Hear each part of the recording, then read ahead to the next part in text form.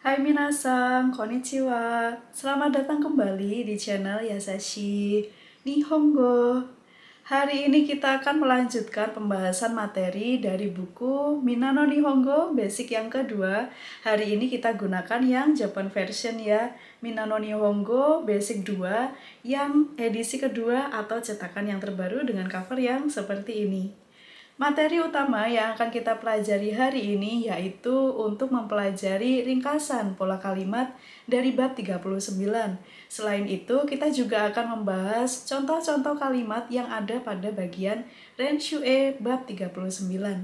Oke, langsung saja kita mulai ya pembahasan pola kalimat dari Minano Nihongo Basic yang kedua bab 39. Hai, hajime mashou.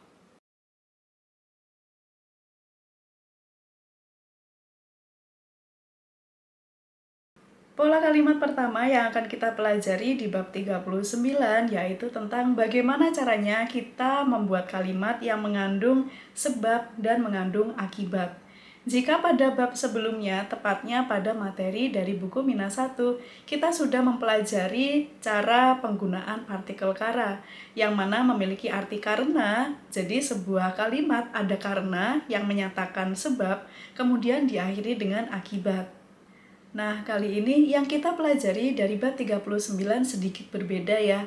Untuk bagian karena, di sini kita tidak akan menggunakan partikel kara, tapi kita menggunakan format yang lain, yaitu formatnya menggunakan frasa kalimat yang bisa diakhiri dengan kata kerja bentuk T, atau diakhiri dengan kata kerja bentuk nai, bagian I diganti ku T. Kemudian ada satu lagi frasa kalimat yang diakhiri dengan kata sifat I. Tapi untuk kata sifat I, bagian I, hiragana I, juga harus diganti ku T. Kemudian frasa kalimat bagian penyebab yang diakhiri dengan kata sifatna atau diakhiri dengan kata benda ini harus ditambahkan D, baru diikuti dengan akibat yang menyertainya. Jika kita menggunakan format ini, maka ada satu hal yang perlu kita perhatikan, yaitu bagian akibat yang ditimbulkan. Untuk bagian akibat yang ditimbulkan, nanti akan menggunakan kata-kata yang mengandung unsur emosi. Mengandung unsur emosi atau mengandung unsur perasaan ya, misalkan ada kata shimpai, khawatir. Misalkan ada kata kanashi, sedih. Misalkan ada kata ureshi yang artinya adalah senang, dan lain sebagainya.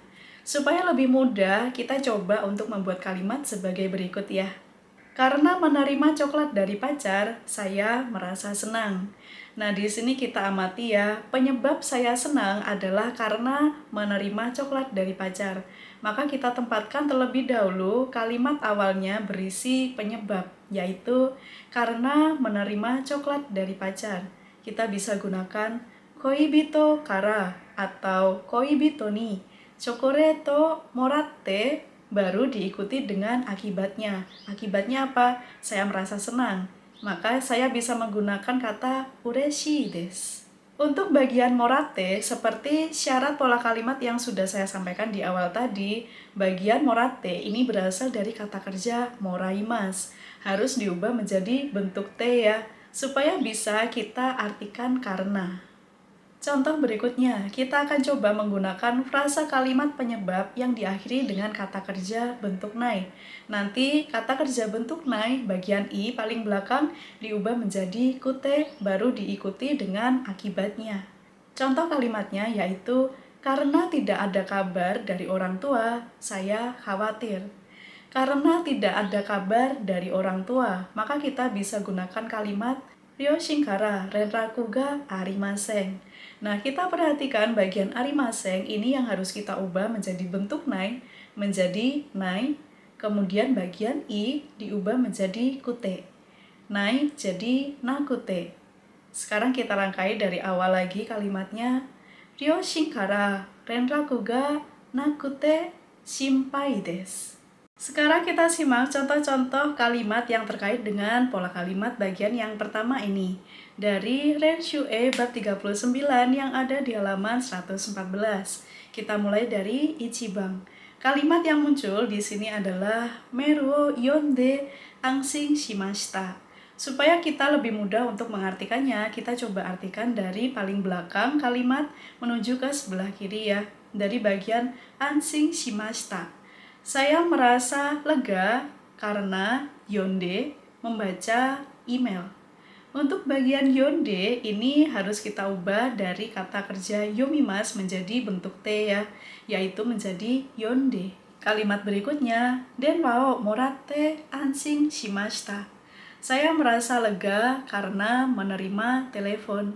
Untuk moratte ini berasal dari kata kerja bentuk mas, moraimas, termasuk dalam kata kerja kelompok 1. Berikutnya kita lihat contoh kalimat yang menggunakan frase kalimat penyebab yang diakhiri dengan kata kerja bentuk nai. Nanti bagian i paling belakang harus diubah menjadi kute. Kalimat yang pertama yaitu kazoku ni aenakute sabishi desu. Sabishi, kesepian. Saya kesepian karena tidak bisa bertemu dengan keluarga. Kita perhatikan pada bagian kata kerja aenakute. Ini berasal dari kata kerja bentuk mas, aemas, yang artinya adalah bisa bertemu. Bentuk maseng, aemaseng. Bentuk nai, aenai. Kemudian supaya bisa memiliki arti karena, jadi bagian i paling belakang dari aenai harus diubah menjadi kute. Aena kute, karena tidak bisa bertemu. Kalimat berikutnya yaitu tomodachi ga inakute sabishi desu. Saya kesepian karena tidak punya teman. Untuk bagian inakute ini berasal dari kata kerja bentuk mas, imas, yang artinya adalah ada atau memiliki suatu benda berupa orang, berupa makhluk hidup ya. Bentuk maseng, imaseng. Bentuk nai, inai. Inai, bagian i dari akhir kata ini harus diubah menjadi kute. Ina kute, karena tidak punya atau karena tidak ada. Contoh kalimat berikutnya kita akan menggunakan frasa kalimat penyebab yang diakhiri dengan kata sifat i. Kalimat yang pertama yaitu mondai ga muzukashikute wakarimasen. Kita perhatikan bagian muzukashi kute yang artinya adalah karena sulit atau karena susah. Ini berasal dari kata sifat i muzukashi. Huruf i paling belakang harus diubah menjadi kute supaya bisa diartikan karena sulit. Muzukashi kute. Kalimat berikutnya ini akan menggunakan frasa kalimat penyebab yang diakhiri dengan kata sifat na. Kalimatnya yaitu Tsukai kata ga fukuzatsu de wakarimasen. Saya tidak mengerti karena cara penggunaannya rumit. Untuk frasa kalimat penyebabnya ini diakhiri dengan kata sifat na fukuzatsu. Oleh karena itu, setelah kata fukuzatsu harus ditambahkan de, baru diikuti dengan akibat yang ditimbulkannya.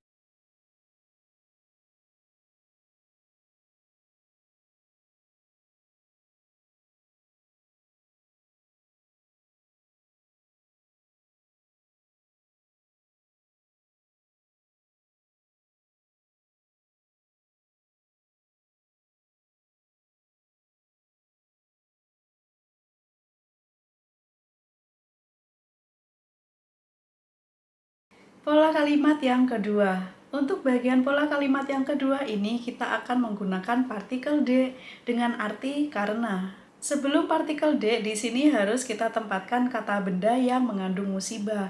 Misalkan ada jishing, kaji, jiko, dan lain sebagainya.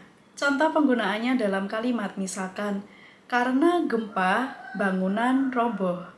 Karena gempa, kita bisa gunakan jishing, baru ditambahkan partikel D, baru diikuti dengan biruga taoremashita. Kalimat berikutnya, karena gempa, kaca jendela menjadi pecah.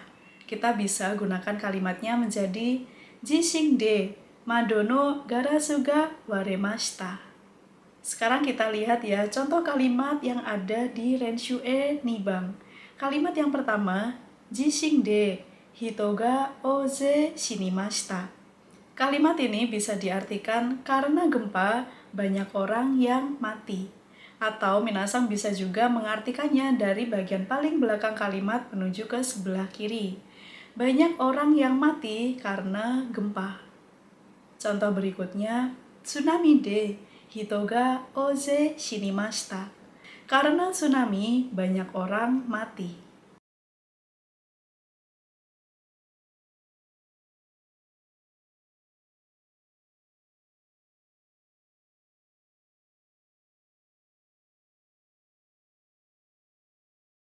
Pola kalimat terakhir dari bab 39, yaitu tentang penggunaan double particle atau partikel ganda node. Memiliki arti karena. Memiliki fungsi untuk menjelaskan alasan penyebab terjadinya sesuatu hal. Jika kita bandingkan dengan kara bisa digunakan untuk keperluan secara umum. Yang penting artinya adalah karena. Tapi jika kita menggunakan node, ini memiliki unsur tujuan pembicara menyatakan alasan supaya lawan bicara bisa memaklumi alasan yang kita sebutkan. Misalkan pada suatu hari ada teman sekantor kita yang mengajak kita pergi jalan-jalan. Tapi karena kita tidak punya uang, jadi kita mau dimaklumi alasannya, karena saya tidak punya uang, saya tidak pergi kemanapun. Jadi kita bisa menggunakan kalimatnya sebagai berikut. Karena saya tidak punya uang, saya tidak pergi kemanapun. Maka kalimatnya menjadi watashi wa okane ga nai node dokomo ikimasen. Sekarang kita perhatikan jenis kata apa saja yang bisa digabungkan dengan node. Pertama-tama harus selalu kita ingat posisinya bahwa struktur kalimat yang digunakan adalah bagian awal kalimat ini merupakan frasa penyebab atau alasan. Diikuti node baru diikuti dengan akibatnya. Untuk frasa kalimat penyebab atau frasa kalimat alasan yang diakhiri dengan kata kerja, ini harus menggunakan kata kerja bentuk futsuke. Untuk kata sifat i juga menggunakan bentuk futsuke. Untuk frasa kalimat penyebab atau frasa kalimat alasan yang diakhiri dengan kata sifat na atau diakhiri dengan kata benda, ini perlu ditambahkan na, baru diikuti node, baru ditutup dengan kalimat akibat. Hai, renshu e sambang yonde mimashou. Mari kita coba baca renshu e nomor 3. Di sini diawali kalimat byoin e iku node goji ni kaete mo ii desu ka? Kalimat ini bisa kita artikan dari frasa alasan atau frasa penyebabnya terlebih dahulu. Karena akan pergi ke rumah sakit, bolehkah saya pulang jam 5? Untuk bagian node yang diikuti iku, ini berasal dari kata kerja bentuk mas, ikimas. Iku node, karena akan pergi. Kalimat berikutnya, Nihongo ga wakaranai node, eigo de hanashite itadakemasen ka? Kalimat ini bisa kita artikan karena tidak mengerti bahasa Jepang, eigo de hanashite itadakemasen ka? Tidak bisakah Anda berbicara dalam bahasa Inggris? Wakaranai node. Bagian wakaranai ini merupakan bentuk futsuke dari wakarimasen. Kalimat berikutnya, basu ga okureta node yakusoku ni mani aimasen deshita. Kita perhatikan dari frasa penyebab atau alasannya. Basu ga okureta node. Karena bisnya terlambat. Bagian okureta ini berasal dari kata kerja bentuk mashita, okuremashita. Bagian frasa kalimat akibat yaitu yakusoku ni mani aimasen deshita. Tidak bisa tepat waktu pada janjian.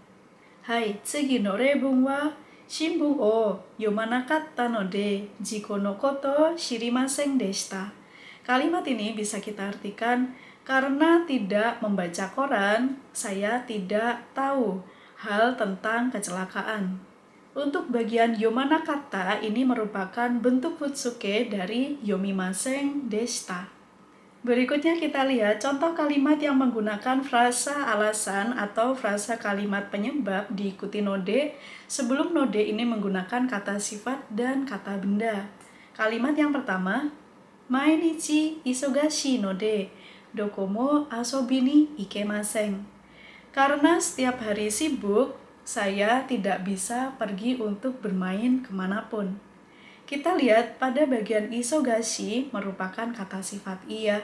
Ini bisa langsung saja digabungkan dengan node. Kalimat berikutnya, Kyo wa himana no de kaimono ni ikimasu. Kalimat ini bisa kita artikan karena hari ini senggang, kaimono ni ikimasu. Saya pergi untuk berbelanja. Kita perhatikan bagian himana ini merupakan kata sifat na. Jadi setelah hima ditambahkan na, baru bisa ditambahkan node dan diikuti dengan frasa kalimat akibat. Kalimat yang terakhir, ashita wa yasumi nanode uchi de yukuri yasumimasu. Kalimat ini bisa kita artikan karena besok libur, uchi de yukuri yasumimasu. Saya akan beristirahat dengan santai di rumah. Untuk bagian yasumi ini merupakan kata benda. Jadi setelah kata yasumi ditambahkan partikel na, baru diikuti node dan ditutup dengan frasa kalimat yang mengandung akibat.